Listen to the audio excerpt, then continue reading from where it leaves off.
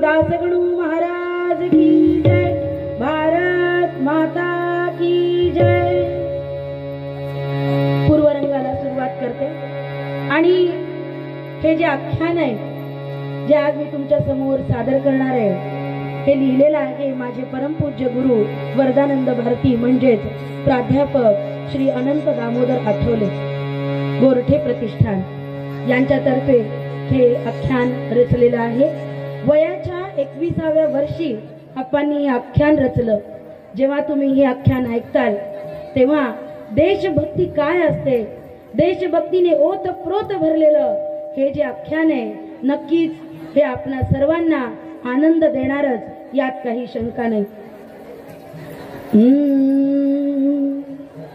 मनी विवेक हो, मनी विवेक हो, मनी विवेक जागृत ठेवी ठेवी हो, मनी विवेक हो, मनी विवेक हो, मनी विवेक जागृत ठेवी तत्वाची व्यवहाराची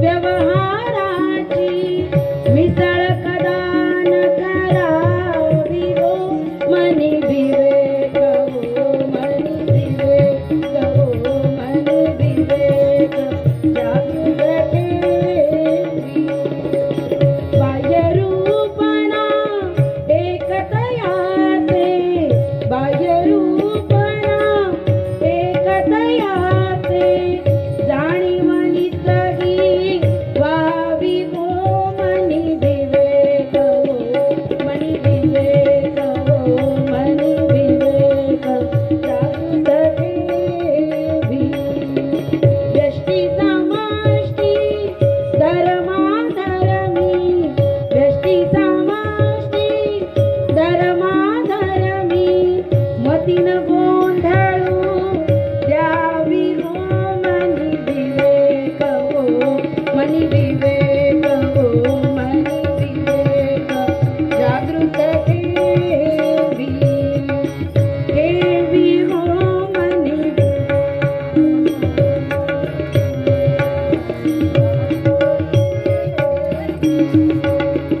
गणुशिष्याची सांगितो खट, गणुशिष्याची सांगितो खट पारख करुनी घ्यावी हो, मनी विवेक हो, मनी विवेक हो, मनी विवेक जागृत ठेवी ठेवी हो, मनी विवेक हो, मनी विवेक हो, मनी विवेक जागृत ठेवी विठ्ठल विठ्ठल विठ्ठल विठ्ठल विठ्ठल विठ्ठल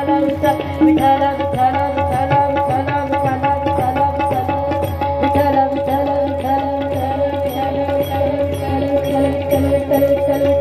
विठ्ठल सद्गुरु सच्चिदानंद भगवान की जय।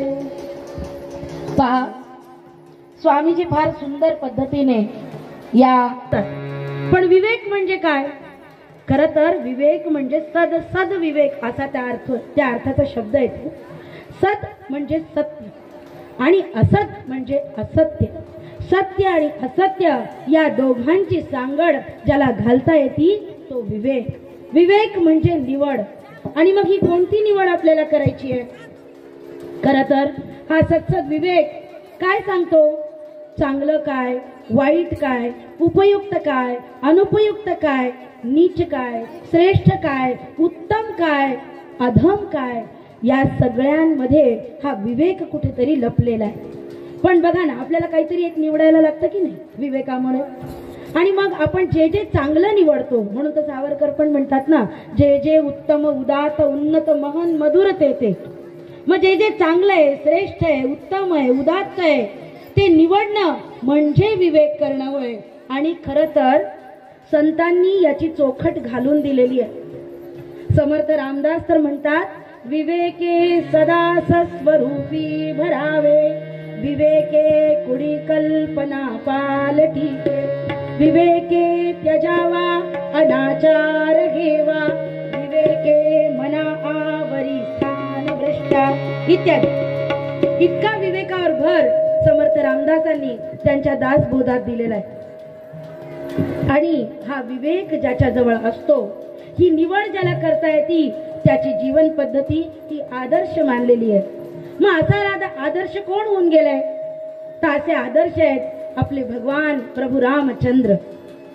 पती म्हणून आदर्श, व्यक्ती म्हणून आदर्श, सामाजिक पातळीवर आदर्श, व्यक्तिगत पातळीवर आदर्श.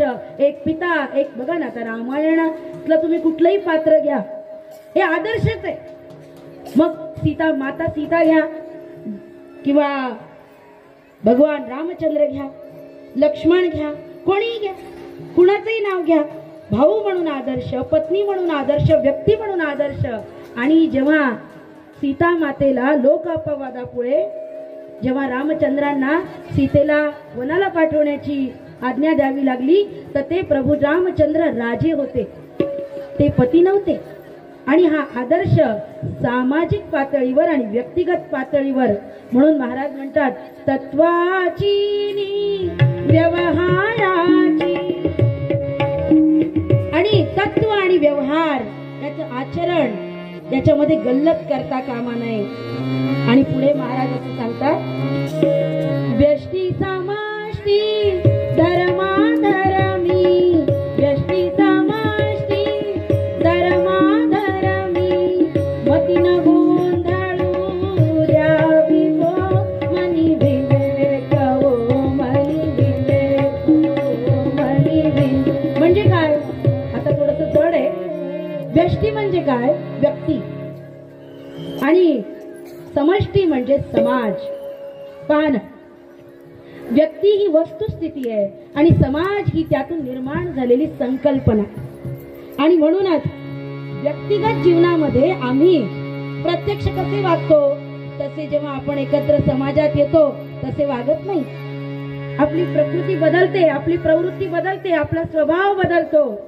आणि याचं उत्तम उदाहरण काय की जेव्हा जेव्हा आता मॉब लिचिंग नावाचा एक इंग्रजी शब्द आहे, म्हणजे जेव्हा असं म्हटलंय आपल्या धर्मग्रंथांमध्ये की समाज जेव्हा चांगल्या बांधणीसाठी एकत्र येतो, तेव्हा तो त्या समाजाला विवेकाचं अधिष्ठान असतं, विचाराचं अधिष्ठान असतं. पण जेव्हा एखाद्या वाईट कृत्याला समाज एकत्र येतो, तेव्हा संबल सारखे अनेक प्रकार आपल्या देशात घडताना आपण पाहिलेले आहेत. माफ करा, कोणाच्या भावना दुखवण्याचा माझा काही हेतू नाही, पण ही वस्तुस्थिती आहे, ती स्वीकारली पाहिजे. पालघरमध्ये संतांना मारण्यासाठी लोक करोडोच्या संख्येने, हजारोच्या संख्येने एकत्र येतात. हे काय आहे? म्हणजे समाज किती रसातळाला चाललाय. आपल्या आवडी निवडी, आचार विचार. म्हणूनच हिंदू ही जीवन पद्धती आहे. हिंदू हा नुसता धर्म नाही. सर्वोच्च न्यायालयाने एका आपल्या निर्णयामध्ये सांगितलं की हिंदू ही जीवन पद्धती आहे. म्हणून हिंदुत्वाचं आचरण तुम्ही आम्ही केलंच पाहिजे. कारण आम्ही आमच्या मुलांना हे सांगू शकलो नाही की हे का करायचं, दिवा का लावायचा, हे धर्माचरण का करायचं. हे जर आम्ही केलं नाही तर आम्ही जगाच्या पाठीवर नामशेष होणार. मोहम्मद इक्बालनी फार छान म्हणलंय, युनान रोम सब मिस्र सब मिट गए जहां से, कुछ बात है कि हस्ती मिटती नहीं हमारी. अहो, अनेक लोक आले, अनेक आक्रांत आल्या, अनेक कितीतरी सत्ता महासत्ता आल्या, किती राजे आले, पण एकमेव जो जगला, जगाच्या पाठीवर जो धर्म ताठ मान करून उभा राहिला, तो म्हणजे आमचा हिंदू धर्म. आणि म्हणून या हिंदुत्वाचं आचरण करणं, महापुरुषांच्या कथा वाचणं, रामायण अहो, कोणी भांडायला आलं ना हिंदुत्वावर, आम्हाला 4 शब्द बोलता येत नाहीत. का? कारण आम्हाला आमचा हिंदू धर्म माहिती नाही. का? कारण आम्हाला रामायण माहित नाही, आम्हाला महाभारत माहित नाही. काही शाळांची तर परिस्थिती अशी आहे की त्या शाळांमध्ये आवर्जून सांगितलंय की टिकली लावायची नाही, बांगडी घालायची नाही. जर ख्रिश्चन मिशनऱ्या आमच्या भारतात येऊन हे राबवतात, तर आम्ही तर आमच्याच भारतात राहतो, तरी आम्ही हिंदू धर्माबद्दल आमची ही उदासीनता का? या प्रश्नाचं उत्तर स्वामीजींनी फार सुंदर पद्धतीने दिले की व्यष्टी आणि समष्टी, व्यक्तिगत पातळीवर आम्हाला स्वार्थी राहण्याची गरज होती का? नाही. बघा ना, भावाभावाची शेतासाठीची भांडणं, शेतासाठी होणारी खुणं, आपापसात बिलकुल पटत नाही, विभक्त कुटुंब पद्धती, हे कशाचं द्योतक आहे? हे व्यक्तिगत पातळीवर जिथं आम्ही उदार असायला पाहिजे तिथं आम्ही कृपण झालो, तिथं आम्ही स्वार्थी झालो, आणि सामाजिक पातळीवर जिथं आम्ही स्वार्थी राहायला पाहिजे तिथं आम्ही उदार झालो. आणि याचं जिवंत उदाहरण इतिहासातलं कुठलं? कारण इतिहास काय शिकवतो तर केलेल्या चुका पुन्हा करायच्या नाहीत, हे इतिहास आम्हाला शिकवतो. आणि म्हणून व्यष्टी समष्टी धर्माधर्मी मती न गोंधळू द्यावी हो मनी विवेक हो मनी विवेक हो मनी विवेक.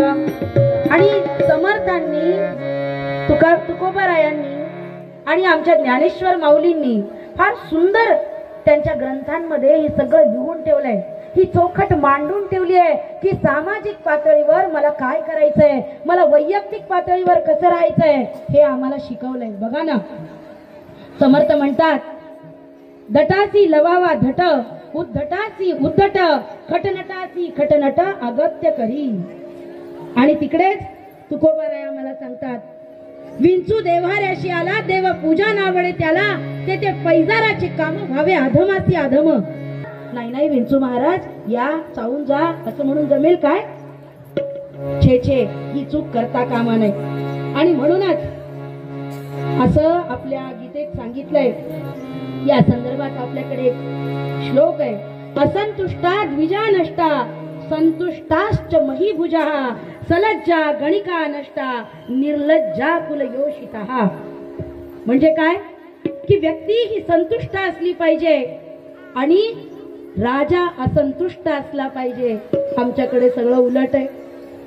व्यक्ती हपापलेली आहे, व्यक्ती स्वार्थी आहे, स्वार्थ वृत्ताने भरलेली आहे. म्हणून बंद, संप, घेराव, मोर्चे, आंदोलन आम्हाला पाहायला मिळतात. आणि आमचे नेते, आमचे राजे जे असंतुष्ट असायला हवे ते संतुष्ट आहेत. त्यांना वाटतं एवढं काम केलंय, 4 बाथरूम बांधून झाले, 4 संडास बाथरूम झाले, समाजाला 4 घरं दिली आहेत, 4 रोड झाले, झालं आमचं काम संपलं. जेवढं काम केले त्याच्यावर संतुष्ट आहेत ते. म्हणून व्यक्ती ही असंतुष्ट असायला नाही पाहिजे, ती संतुष्ट असायला पाहिजे. आणि म्हणूनच इथे आपल्याला याची गल्लत करून जमत नाही. म्हणूनच समाजाच्या दृष्टीने आपण सामाजिक पातळीवर जर स्वार्थी झालो तर आमचा देश, आमचा भारत, आमचा हिंदू धर्म हा जगाच्या पाठीवर कधीही मागे राहणार नाही. आणि आमची जी आज अवस्था आहे ही अवस्था पुन्हा अशी होणार नाही. आणि यासाठी महापुरुषांची चरित्र वाचणं हे क्रमप्राप्त ठरतं. आणि म्हणूनच आपल्याला हे आख्यान स्वामी वरदानंद भारतींचं, राजा दाहिराचं हे काय उदाहरण देतं की राजानी काय करायचं नाही आणि प्रजेनं काय करायचं. हे आख्यान ऐकत असताना, पाहत असताना, वाचत असताना राजाची जी राणी होती सुदेशणा आणि तिचा जो एक मुलगा होता, तिच्या मुली कशा होत्या, अतिशय सुंदर आख्यान आता आपण पाहणार आहोत. पुंडलिक वरदारी विठ्ठल श्री ज्ञानेश्वर तुकाराम महाराज की जय. जय जय रघुवीर समर्थ. आता तुम्हाला म्हणायचंय रामकृष्ण हरी जय जय भावाने म्हणा. स्थिती काल देश असो काही काना, रामकृष्ण हरी जय जय भावाने म्हणा. स्थिती काल देश असो काही काना, रामकृष्ण हरी जय जय भावाने म्हणा. रूप वर्ण वेश असो काही काना,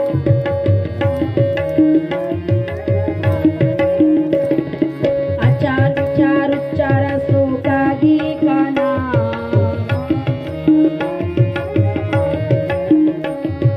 नीति कीर्ती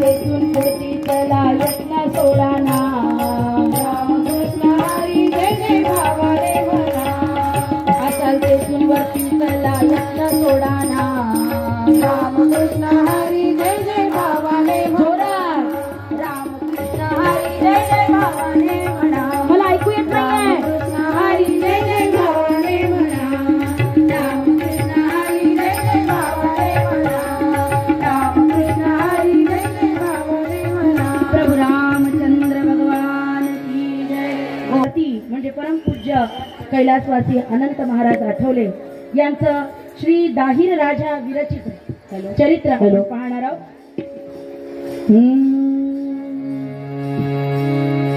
आर्यांची पहिली ध्वजा फडकली जेथे जगत जिंकुनी जेथे संस्कृती होत उन्नत ती यज्ञीय हो मातुनी हिंदू ही अभिधा विशाल जितुनी आर्यां प्रती लाधली त्या सिंधूस अनंत अर्पण करी भावे प्रणामांजली। मुळात आर्यांची माहिती घेत असताना प्रथमतः मी तुमच्या सगळ्यांच्याच आपल्या भारतीयांच्याच एकंदरीत डोक्यात असा प्रश्न आर्य म्हणजे ब्राह्मण चूक आर्य म्हणजे क्षत्रिय आर्य म्हणजे पराक्रमाचं संस्कृतीचं उत्थान करणारं व्यक्तिमत्व आणि इंग्रजांनी आपल्याला फार सोप्या शब्दात सांगितलं की आर्य हे बाहेरून इथे आले अजिबात नाही हा भादांत खोट आहे हे असत्य आहे कारण इतिहासात अशी नोंद आहे की जिथे जिथे अशा संस्कृती जिवंत होत्या जेव्हा जेव्हा इंग्रजांनी आक्रमण केली अमेरिका आली ऑस्ट्रेलिया मधली जी वेगळ्या जमात असू द्या अमेरिकेतली रेड इंडियन्स असू द्या ही जमात का नाहीशी झाली कारण परकीय आक्रमण तिथे गेली जर आर्य बाहेरून आले असते तर आपल्याकडे आदिवासी जमातीची जी संख्या आहे ती कमी व्हायला हवी होती पण ती तसं नसून ती संख्या वाढली याचं कारण काय अहो चीन मध्ये आर्य भारतातून पराक्रम गाजवीत सर्व जगभर हिंडले आणि जगामध्ये आपल्या संस्कृतीची पताका रोवली म्हणून आज चीन मध्ये सूर्य मंदिर सापडतात मेक्सिको मध्ये सूर्य मंदिर सापडतं गणपती मंदिर सापडतं हे कुठून सापडतं इंग्लंड मध्ये सापडलेलं गणपती मंदिर हे कशाचं द्योतक आहे कारण आमचे आर्य हे तिकडे पराक्रम गाजवीत गेले आणि म्हणून त्या संस्कृतीचा झेंडा त्यांनी तिथे रोवला त्यामुळे आर्य बाहेरून आले हे खोटं आहे ध्वजा फडकवत या सिंधू नदीच्या काठी आर्य मस्तपैकी आपलं राज्य करत होते असे अनेक राजे होऊन गेले आर्यानंतर आणि ही सिंधू संस्कृती जन्माला आली सिंधू आणि हिंदू हिंदुस्थान हे कसं झालं तर प्रत्येक आता खरं म्हणजे जातींचं इतकं स्तोम माजलंय की धर्माला अधिष्ठानच उरलं नाही हो फार एखादा धर्म आपल्या धर्माशी घट्ट चिटकू नये पण आम्ही हिंदू मात्र अतिशय दुर्दैवी आहोत असं म्हणतात की जेव्हा पाकिस्तानचं आक्रमण झालं असं म्हणतात की नुसते आम्ही सगळे मिळून फुंकलो असतो 100 करोड तरी पाकिस्तान वाहून गेला पण आम्ही थुंकलो पण वेगवेगळे 1857चा उठाव आठवा 1857च्या उठावामध्ये झाशीची राणी लढली ठराविक लोक लढले जाट राजपूत शीख बाजूला राहिले आणि म्हणून आमचा जो उठाव आहे तो अर्धवट राहिला आणि तिथे विजय होऊ शकला नाही 1947 पर्यंतचा आमचा होणारा म्हणजे आम्हाला इतके वर्ष वाट बघावी लागली आमच्या स्वातंत्र्यासाठी आणि याच सिंधू नदीच्या काठावर अनेक राजे राज्य करत होते त्यापैकी म्हणून असं म्हणतात सिंधू नदीच्या काठी राहणारा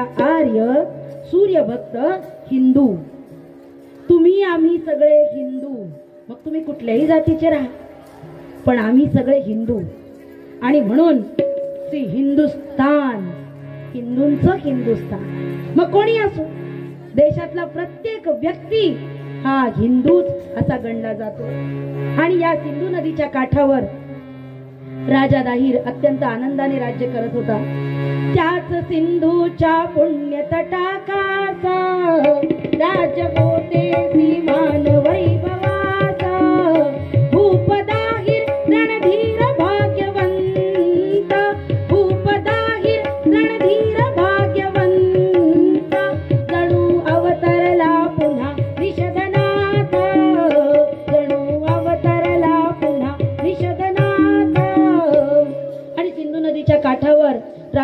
त्यांचं राज्य होतं. अतिशय निरामय शांत सुखात चाललेलं आणि राज्य इतकं आनंदी होतं की राजाला वाटलं आमच्यावर कोण आक्रमण करणार, कशाला ती तलवार काढायची, कशाला त्या तलवारीला धार लावायची असा विचार राजाने केला. आणि तेच व्यष्टी समाष्टी म्हणजे सामाजिक पातळीवर कसं वागायचंय, वैयक्तिक पातळीवर ही चूक राजाची घडली. ती कशी घडली पुढे पहा. राज्यातले लोक कसे होते. राज्यात लोक सौख्यात, राज्यात लोक सौख्यात, पिके अत्यंत धान्य शेती, पिके अत्यंत धान्य शेती, कशाची उणीव तेच नव्हती हो. ते धवा मिळे वैभवा, विसावा जीवा गेही गेली, विसावा जीवा गेही गेली, दरारा आसपास राही हो. कुंजर कुंजर झुले घर घर, सौंद अंबर चुंबिताती, सौंद अंबर चुंबिताती, हयतया अश्वनाथ गाती हो. ब्राह्मणा ब्राह्मणा मनी लोभना, वेद घोषणा नित्य होती, वेद घोषणा नित्य होती, धर्म रक्षणा सर्व जपती हो. पतिपरा पती म्हणजे स्त्रिया कशा होत्या.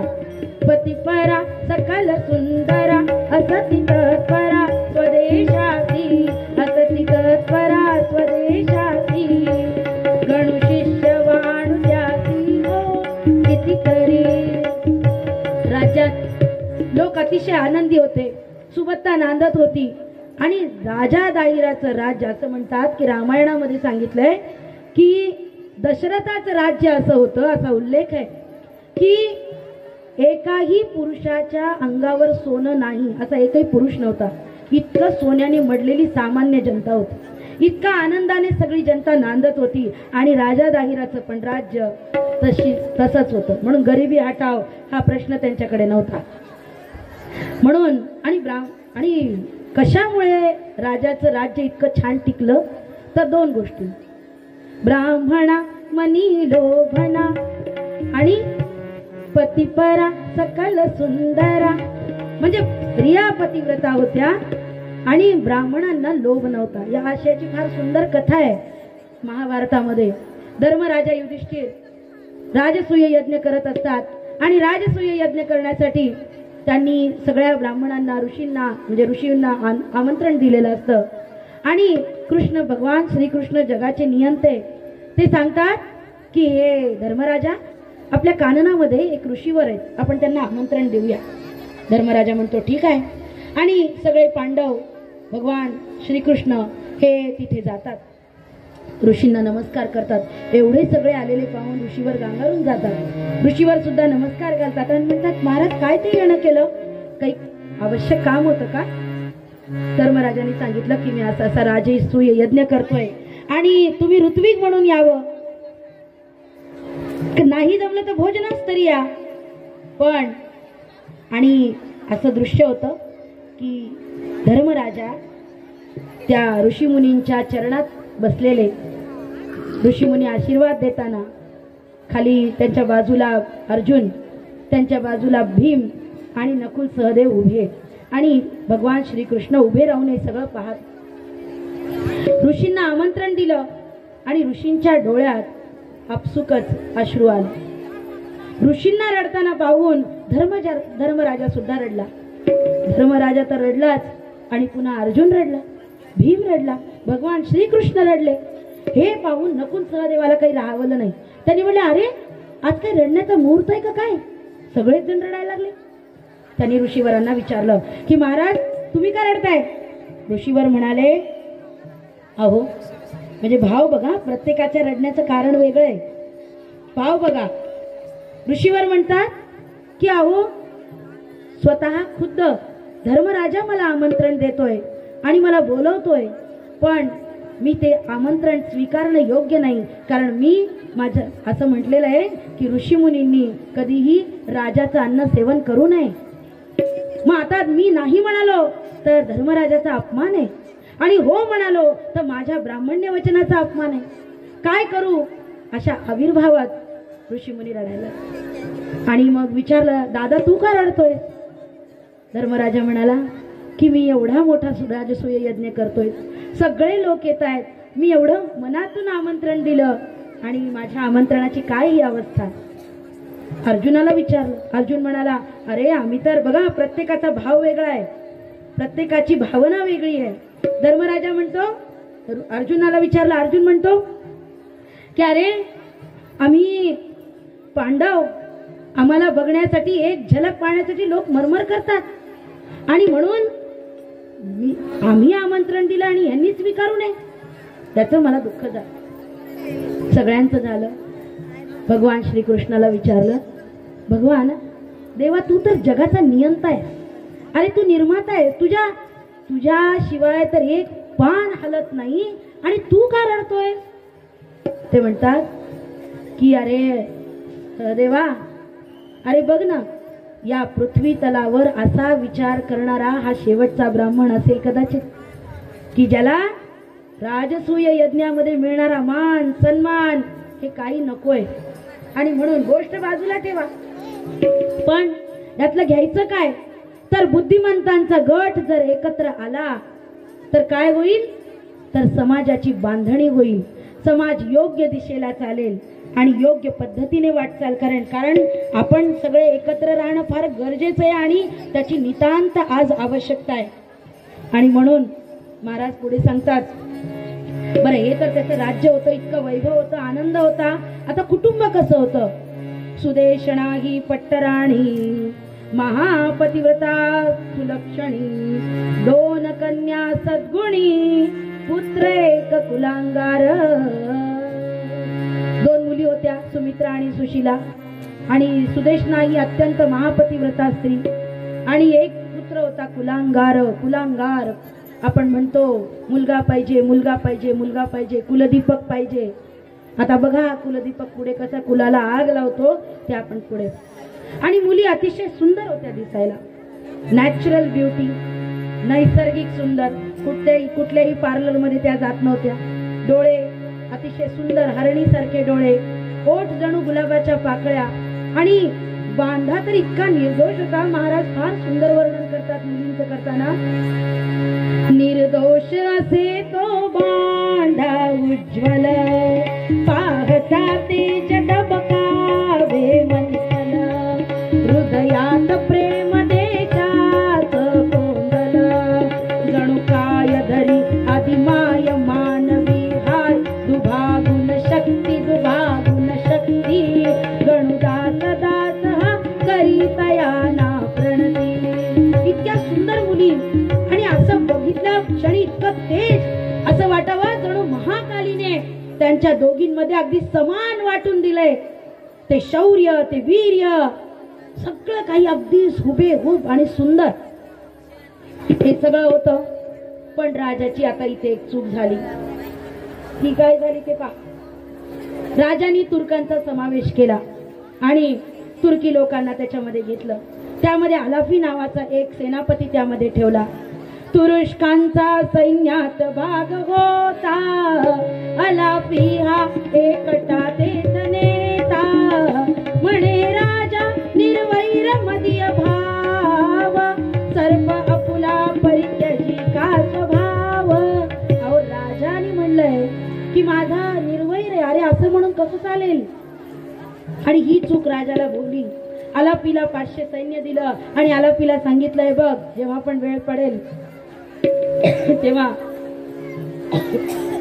तुला काय करायचंय, मी सांगितलं तेव्हा आक्रमण करायचं. हो म्हणला. इतका आनंदात राज्य सुरू होतं आणि दाहिराला याची कल्पनाही नाही की इकडे कासिम टक लावून वाट बघत होता. कासिम आता 1 लाख सैन्यासोबत वाटचाल पुढे करत होता. आणि हा कासिम कसा होता? दिप्पाड राकट शरीर कभिन्न काळे, ते इंगळा परिसलाल विशाळ डोळे, सर्वांगी केश जणू पाद पसावरीचा, कासिम तो नायक असत त्या खलांचा. आणि हा कासिम अतिशय क्रूर, अक्राळ, विक्राळ, एवढ्या मोठ्या भुवया, धिप्पाड शरीर मांस खाऊन खाऊन बनवलेलं. आणि हा इतका क्रूर होता की गावा मागे गावे क्रूरपणे तुडवीत, आमची मंदिरं फोडत, आमचे सगळे देव उद्ध्वस्त करत, आया बहिणींची अब्रू लुटत, सगळी गावांची जाळपोळ करत आता हा कासिम दाहिराच्या राज्याच्या तिथे येऊन ठेपला आणि सांगितलं, चल रे दूता म्हणे, जा तुझ्या राजाला सांग आणि त्याला म्हणावं की तुला जर जगायचं असेल तर तू आमच्या इथे ये आणि इस्लाम धर्म कबूल कर, नाहीतर आम्ही तुला कापून काढू. वाटल्या जगावे तुझसी ये शरण माझी या चरणी, नजराणा ठेवी पुढती बांधून हात दस्तीनी, इस्लामी चांद हा हिरवा पडकवी निजा टाकूनी, ना तरी आम्ही येऊन काढू कापून सर्व कापीर ना कुणी आम्हा समवीर त्रिभुवनी. म्हणाला राजा शेवटचं सांगतोय, समोर ये आणि कबूल कर. काफिर म्हणजे कुफ्र, मूळ शब्द कुफ्र आहे. कुफ्र म्हणजे अंधार आणि आपल्या सगळ्यांना ते काफिर म्हणतात. आणि त्यांची अशी धारणा आहे, खरं तर कुठलाच धर्मग्रंथ हा मार काट मारधाड शिकवत नाही. आणि पण यांची धारणा आहे, धर्मांधतेने इतके वेडे झालेले की काफिरांना मारून काढू. आणि राजाला इतका राग आला, संताप झाला. राजा म्हणाला, माझी जी तलवार आहे, जा म्हणले तुझ्या धन्याला जाऊन सांग, माझी तलवार तुला रणामध्ये उत्तर देईल. आणि अरे आम्ही सिंह आहेत या जंगलातले, आम्ही हिंदू आहेत, आम्ही लांडग्यांना भीतो काय. आणि मग युद्धाचं रणशिंग फुंकलं. राजाने सगळ्या लोकांना बोलवून घेतलं.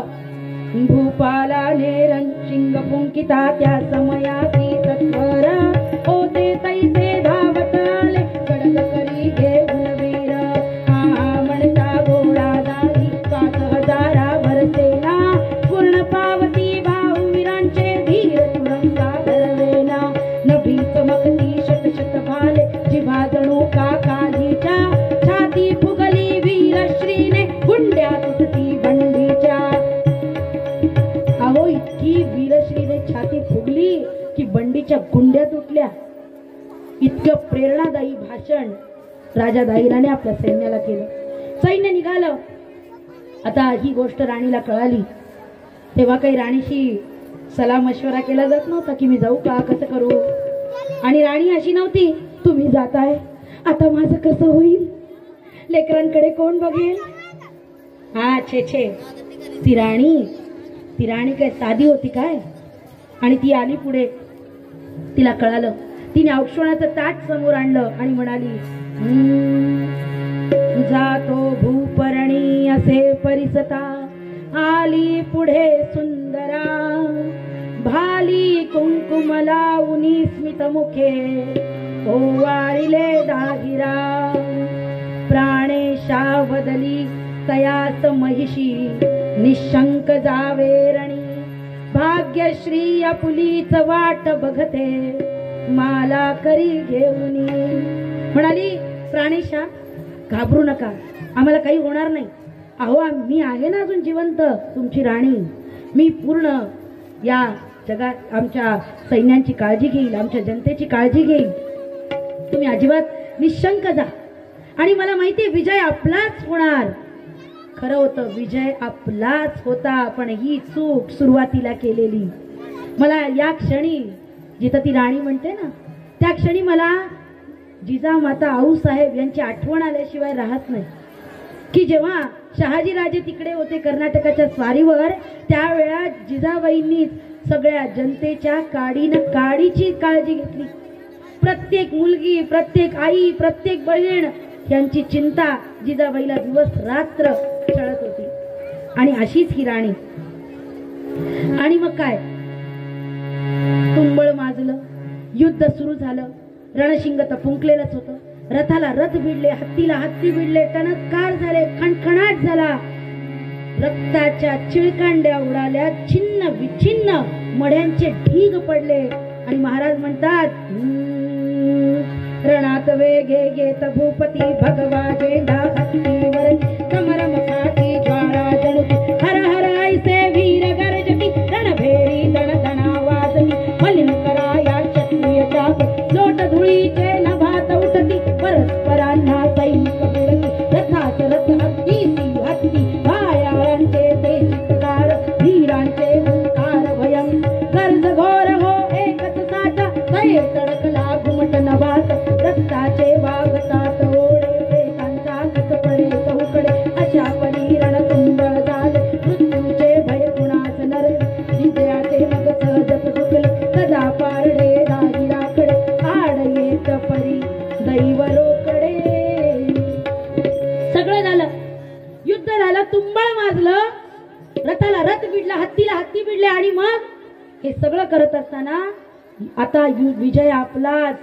तितक्यात दैव आड येत परी दैव रोकडे आणि आमचं दैव आड आलं हो. कारण राजाने सांगितलं बस आता काही क्षणात विजय आपला, चल आलाफी तुझी बारी आता, कारण आता आपलं सैन्य थकलंय. आणि मग आलाफी म्हणाला इस्लामशी लढावयान खडग मत्करा शस्त्र घेतले बधावयास कापिरा इस्लाम के खिलाफ हुक्माना कदा खुश करूंगा मैं अभी जिहाद से खुदा इस्लामशी लढावया खडग मत्करा. खडग म्हणजे तलवार. की महाराज कोणाशी लढायला सांगावं, मी दुसऱ्या शत्रूशी लढतो पण मला इस्लामच्या खिलाफ लढायला सांगू नका. अवमानून राजासी दुष्ट पुढे कासिमाकडे गेला दात्यावर उलटावे शिकवावे लागतेन सरपाला. राजाला शॉक बसला, बसणारच ना. इतिहास आठवा, शिवरायांच्या गोष्टी आठवा. कुठेही मला इतिहास काढून दाखवा की अष्टप्रधान मंडळात एकही यवन तुम्हाला दिसणार नाही.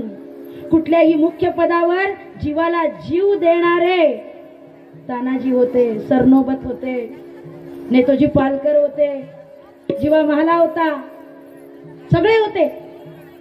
त्याचं कारण काय? कारण ही चूक राजाने केली ना, आलाफीला दिलं आणि मग आता ते होणार. तो म्हणला मी नाही लढणार बाबा. मग काय, सगळे कडून आता राजा घेरला गेला. राजाला भान राहिलं नाही आणि राजा म्हणला आता कोण लढणार, मला तर लढणं नाही. राजाने आपल्या थकलेल्या सैन्याला सांगितलं हे बघा वीरश्री आता तुमची वाट बघते, एक तर करून मरा नाहीतर शहीद व्हा, पण आता परत जायचं नाही. मग काय. आणि इकडे कासिम महाराज हत्तीवर, इतका शूर, हत्तीवर बसून त्यांनी एक बाण काढला विषात बुडवलेला. त्याला माहिती होतं की राजाचा दांडपट्टा असाच चालत होता, मुंडकीवर मुंडकी उडवत, मुंडकी छाटत, हात पाय जे मिळेल ते कापत, मड्यांचे ढीग रचत राजा पुढे निघाला होता. आणि त्याला माहिती होतं की राजा काही आटोक्यात येणारा नाही, म्हणून हत्तीवर बसून बाण मारायचा, जुनी सवय यांची. हाती घेऊन या धनु चढविला त्याने विषारी शर, बेगे येऊन काळसा नृपतीचे भेदून जाई शिर. गेला प्राण देह पडला तेजो निधी मावळे, हिंदूंचे जणू भाग्य वज्र पडुनी भूमीवरी कोसळे. आणि महाराज सांगतात की राजा नाही पडला तर हिंदूंचं भाग्य पडलं. आणि छाताडात असा बाण मारला, कुठलंही भान भूपाला राहिलं नाही, भूमी थाड तर तो धारातीर्थी पडला. आणि हे आपला राजा पडलाय त्या क्षणी सगळं सैन्य सैरा वैरा धावायला लागलं. त्या काळी जसा तानाजीला सूर्याजी भेटले की अरे तुमचा बाप तिकडे मरून पडलाय आणि भेकाडासारखे पळता काय, उड्या मारून मरा नाहीतर इथं लढून मरा, असं सांगणारा सूर्याजीच राजा दाहिराला मिळाला नाही. आणि भूप धरणीवर पडला, राजा पडला. ही बातमी हा हा म्हणता सगळ्या राज्यामध्ये पसरली. राणीला ही बातमी कळाली आणि राणीला विश्वासच बसेना की राजे पडले, राजे कोसळले, घाटातील पडले. आणि ती म्हणते, हाय हाय दुर्दैवा, हा नाश कसा ओढवला, लांडगे कसे तरी गजले, वदण्या सरणी तुम्हाला, संपले भाग्य देशाचे, सौभाग्य सूर्य मावळला, आटला घरा स्फूर्तीचा, हा धैर्य किती कोसळला. राणी म्हणते, हिंदूंचं वज्र भाग्य पडलंय आणि सगळं आपलं संपलंय, आता काही राहिलं नाही. आणि राणी म्हणती, मला माझी चिंता नाही हो, माझी चिंता नाही, पडकत्या ठिकाणच्या वलई, चढून मी भेटीला येई, परी तुम्हा वीरे आमच्या वीर देशाचे, कोण रक्षण करणे साचे. म्हणती, महाराज तुम्ही गेलात, मला माझी चिंता नाहीये, मी सहगमन करणार आहे तुमच्या सोबत, मी तर कधी तयार आहे. पण या आमच्या देशाचं काय होईल, या राज्याचं काय होईल, असं म्हणून राणी दुःख व्यक्त करते. पण राणीला आता दुःखाचा अवधी उरला नाही. बस चंदन कापूर करून सगळं सरण तयार केलं. सरणावर राणी जाणार तितक्यात गुरु आले, म्हणाले, बघ तू कन्यका क्षत्रियाची, तू क्षत्रियांची कन्यका आहेस, तुला हे सहगमन शोभतंय. अगर राजा जिथं जसा मेला तुला तिथं तसंच मरण पत्करलं पाहिजे, तर ते खरं सहगमन आहे. राजा लेंछांचे मुंडकी उडवत मेला, त्या सरणावर, त्या मड्यांच्या सरणावर तुला जायचंय आणि तेच तुझं इंधन आहे. म्हणजे लेंछांचं रक्त हे तुझं इंधन आहे, हे लक्षात ठेव. आणि राणी तुला हे शोभत नाही. राणीनं अतिशय सद्गुरूंना नमस्कार केला. ठीक आहे म्हणली, महाराज मी जाते. आणि राणी तयार होते. म्हणतो राणी तयार होते. राणी रणकंकण घालते, चिलखत घालते, अश्वारूढ होते आणि मुलींना सांगते, मुलींनो तुम्ही माझ्यासोबत येऊ नका. आणि मुली पण तयार होतात. त्या म्हणतात की आई तू एकटी कशी जाणार, आम्ही पण तुझ्यासोबत येतो, सुमित्रा आणि सुशीला. आणि ती मुलाला समजून सांगते, हे बघ बाळा, तुला आता 500 सैन्य मी मागं ठेवलंय, मी तुला केव्हाही सांगेन ते सैन्य तुला पाठवायचं. पुत्र एक कुलांगार. आणि मुली कशा होत्या ते तुम्हाला आधी सांगितलं. आणि राणी सांगते, राणी आता युद्ध करणार ही गोष्ट ऐकताच असे कासिमाचे लोक खुश होतात. त्यांना वाटतं वा वा वा येऊ द्या म्हणे. राणी सगळ्या आपल्या मैत्रिणींना गोळा करते, सांगते त्या स्त्रिया काही साध्या नव्हत्या दाईर राज्यातल्या, आणि त्या राज्यातल्या स्त्रियांना गोळा करते आणि म्हणते, चला मैत्रिणींनो आता कालीचं रूप दाखवायची वेळ आली आहे, बस चूलमूल खूप झालं, चला आता उठा, अश्वारूढ व्हा, जे जे हातात मिळेल कोयता भाला दाडू जे मिळेल ते घ्या. आणि हे काय हा हा म्हणता, पुरुष काय पण सगळ्या स्त्रिया सुद्धा अश्वारूढ झाल्या आणि ही सेना राणीची निघाली. आणि हे पाहून कासिमाचं सैन्य काय आनंदी झालं. म्हणतात, क्यों खड़े खड़े सोचते बड़ो सामने, खूबसूरत परियां आती है झगड़ने, ये इनाम है जी जिहाद का आपने, चलो इश्क की धूम मचाओ या परी से बरळती, धरण्या भी जौरी पाहती. अरे म्हणाले चला आज मजा आहे, आपल्याला ईशो आमच्या देवानी पाठवलंय, अहो जन्नत मध्ये मिळतात पण आता या समोरच आहेत, चला म्हणले आपली मजा आहे. असं हात पुढे घेणार तितक्यात सरकन एक हात कापला, दुसरा हात पुढे आला, दुसरा कापला, तिसरा आला, असं करत करत राणीचा दांडपट्टा जे चालला आणि त्यासोबत सगळ्या स्त्रिया तुटून पडल्या. पण स्त्रिया त्या किती जोर चालला. आणि ती राणी काय साधी होती काय, ती राणी नव्हे रुद्राच्या नेत्रामधली, कल्पांत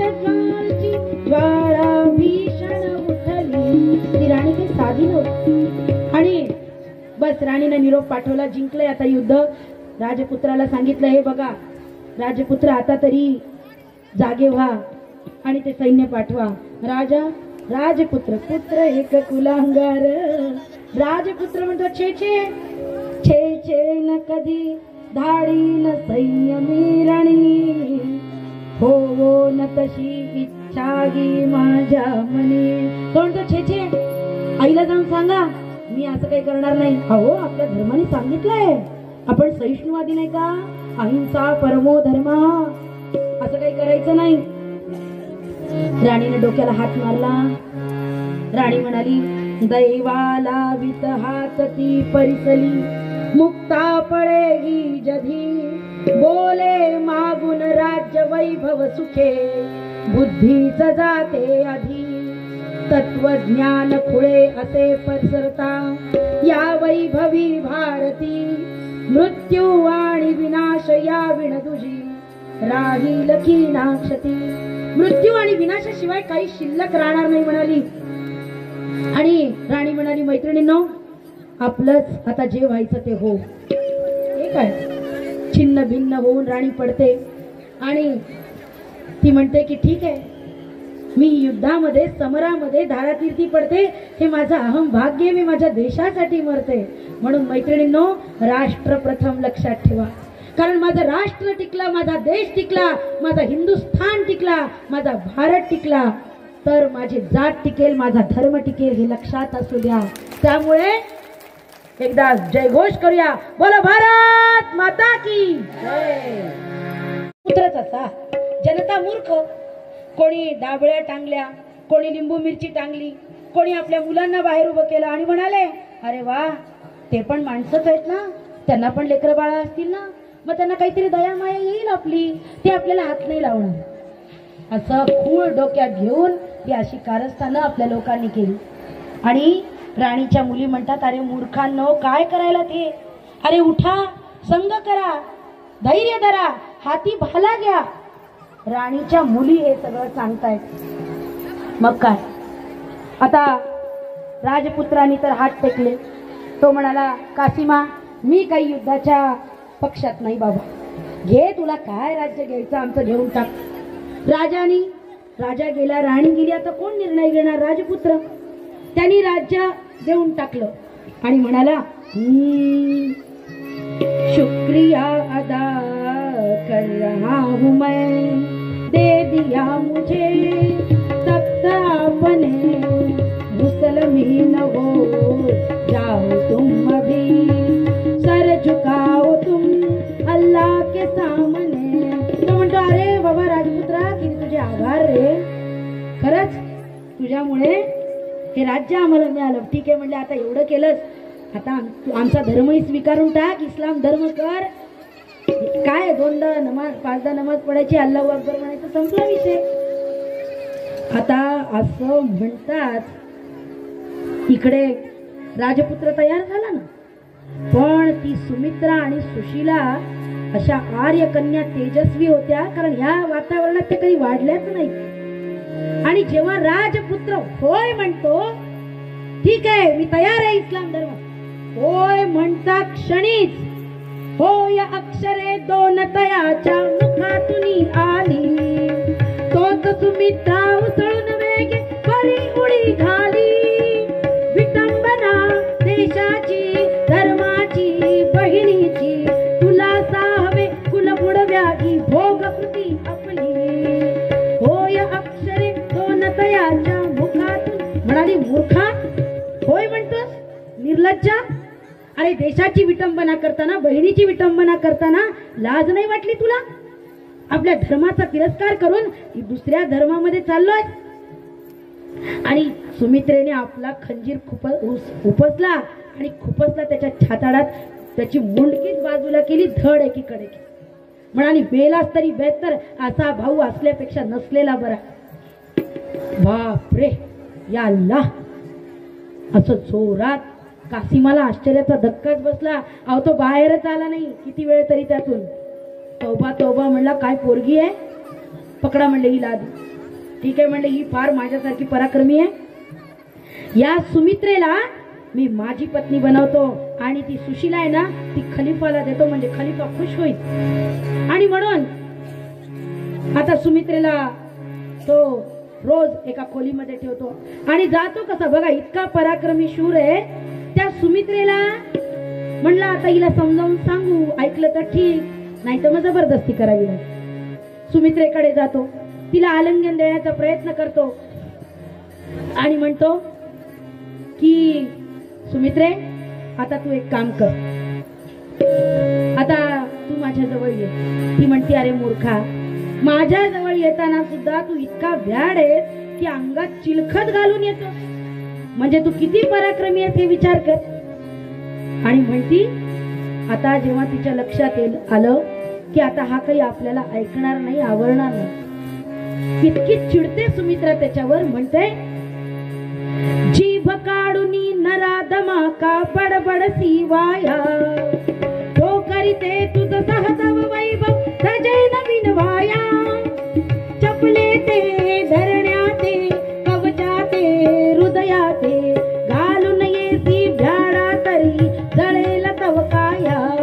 आणि म्हणाली नराधमा, काय जीभ काढून बोलतोय, माझ्याकडे येताना तर चिलखत घालून येतोस, तुझी काय हिंमत, तुझी काय अवकात, तुझी चप्पल, माझ्या चपलीची सुद्धा तुझी लायकी नाही ना, आर्य कन्येला तू तिच्याशी लग्न करायला निघालास. आणि आता मात्र कासीमाचाही तोल ढळला. कासीम आता तिला आलिंगन देणार, आर्य कन्या होती, म्हणजे स्पर्श झाला नाही पाहिजे याचा मला. आणि म्हणून उभारून करा प्रती सरकला पुढे दुर्जन, उपाय उरला न जो करील आत्मसंरक्षण, स्मरून पितरातई उपसुनी तयाची सुरी, उरात निज खोचिली उरत धन्यता भूवरी. आता कासीम आलिंगन देणार, तो आपल्याला स्पर्श करणार. इतक्यात तिने कासीमाचा खंजीर उपसला आणि आपल्या पोटात खुपसून प्राण दिले. म्हणाली प्राण गेले तर बेहत्तर, पण तुझ्याशी तर अजिबात तुला मला स्पर्श करू देणार नाही. कासीमानं तिला नमस्कार केला. कासीम दूर सरकला आणि म्हणाला बाबा आता जी शिल्लक आहे ती सुशीला, तिला तरी त्या खलिफाला देतो, म्हणजे माझ्या मागची बॅट टळ, नाही तर या बहिणी एवढ्या डेंजर, राजपुत्र होता म्हणून राज्य मिळालं कसं तरी. आणि मग ही आता दुसरी फार डेंजर होती, ती काही फार साधी नव्हती. ती म्हणते माझी आई गेली, माझा बाप गेला, माझं राज्य गेलं, माझं वैभव गेलं, माझा देश गेला, माझी लोक माझ्यापासून दूर झाली, माझा धर्म गेला, आणि या कासीमाच्या टिकऱ्या टिकऱ्या उडवीन तेव्हाच आर्य कन्या नाव लावणार नाही. आणि खलिफाला म्हणते हे बघ राजा, आता आमच्याकडे तर उष्ट खायची पद्धत नाही. खलिफाला म्हणते हा, खलिफा समोर तिला उभं करतात, तेही हाताला बांधलेलं असतं. म्हणाली हे बघ राजा, आमच्याकडे उष्ट खायची पद्धत नाही, पण तुम्हाला चालत असेल तर आम्हाला माहित नाही हा, कारण मला कासीमानं भ्रष्ट केलंय हे लक्षात ठेव, आणि तो तुला उष्ट देतोय. काय राग. खलिफाचं डोकं असं गरम तापलं, डोळे लाल बुंद झाले. तवा ठेवावा एक पोळी करावी इतका त्याला राग आला, इतका गरम तापला तो. आणि म्हणाला काय मला उष्ट खाऊ घालतो, याची एवढी मजा, एवढा माजलाय हा. कासीमाला बांधा म्हणे तोफेला, बांधा याला तोफेच्या तोंडावर. तोफेच्या तोंडाला कासीमाला बांधला, त्याच्या ठिकऱ्या ठिकऱ्या उडाल्या. आणि तेव्हा म्हणाली पुरा मूर्ख तू खलिफा वाटतोसी, पुरा मूर्ख तू खलिफा वाटतोसी, भाव शत्रूवरी ठेवितोसी, भाव शत्रूवरी ठेवितोसी. आर्य कन्या कधी भ्रष्ट होतील का, प्राण ते नांदतो जव कुडीसी, पाहता ती किडे वर्षिण्या ज्योतीला, ती विझेवा करी भस्म त्यासी. अरे रावणाला नजे जेन भस्मासुरा, साधते ते कसे कासीमासी, पुरा मूर्ख तू खलिफा वाटतोसी. म्हणाली आली कालिपा मूर्ख आहे, फुंकते मी तुझ्यावर. अरे शत्रूवर विश्वास ठेवला, किती नालायक आहेस. अरे जे रावणाला जमलं नाही, जे भस्मासुराला जमलं नाही, ते या कासिमाला जमतंय काय. अरे मी आर्य कन्या आहे, असं कोणाला बरी हात लावू देईन, असं कोणाची हिंमत नाही मला भ्रष्ट करण्याची. माझ्या परवानगीशिवाय मला कोणी बघा चारित्र्य संपन्नता काय असते ते पहा. आणि ही चारित्र्य संपन्नता या आजकालच्या काळाची गरज आहे, हे लक्षात घ्या. म्हणून आपलं हिंदू धर्माचं आचरण फार आवश्यक आहे. आणि हे कोण करू शकतो माय बहिणींनो, तुम्ही आणि आम्हीच करू शकतो. म्हणून आपल्या मुलांना चांगलं शिक्षण मिळेल न मिळेल, पण चांगले संस्कार मिळणं ही काळाची गरज आहे, हे लक्षात असू द्या. आजकाल मी बऱ्याच जणांना पाहते, कारण मी स्वतः शिक्षिका आहे, की मार्क किती पडले हो आमच्या मुलांना, हे फार महत्वाचं. पण अहो मार्क करण्यापेक्षा तो मुलगा काय करतोय, मोबाईलवर काय बघतोय, टीव्हीवर काय बघतोय, त्याचे मित्र कोणते आहेत, याकडे आमचं लक्ष जाण्याची फार आवश्यकता आहे. आणि मग राजाला म्हणते, पुरा मूर्ख, तू मूर्ख आहेस म्हणते कालिपा, माझ्यावर विश्वास ठेवला आणि मारलं तुझ्या सेनापतीला. आणि मग असा तापला, म्हणतो क्या बकती है ये साली, तुम समझ रही क्या खुद को, सूरत तुम्हारी चाहता नहीं मैं, जल्द जला दो इसको, ये है शैतानी, न रखो इसकी निशानी. म्हणाली, अरे म्हणे हिला ही काय मूर्ख बाई आहे, फुंकते माझ्यावर, हिला जाळून मारा म्हणे, हिला साधं मरण देऊ नका, तडपून तडपून. म्हणाली, राजा मी आधी थुंकले तुझ्यावर, मला क्षमा कर, पण खरंच सगळ्यात महत्वाचं काय, तू मला पुरत नाहीयेस, तर माझ्या धर्माप्रमाणे मला जाळतोय, ही माझ्यासाठी अत्यंत अभिमानाची गोष्ट आहे. त्यामुळे राजा खरंच तुझे आभार मानावे तेवढे कमी. मध्ये ती जशी बांधिले रचून भोवतीला कडे, कुणान बघवे परी तदीय दीप्त तेजाकडे, सुहास्य जळते हृदी धरून घट्ट गीते प्रत, मुखी वच जयोस्तुते, जय जयोस्तुते भारत. मध्ये लाकडं रचली, मध्ये तिला उभं केलं, हातात गीतेची भगवद्गीतेची प्रत होती, ती उराशी घट्ट बांधली.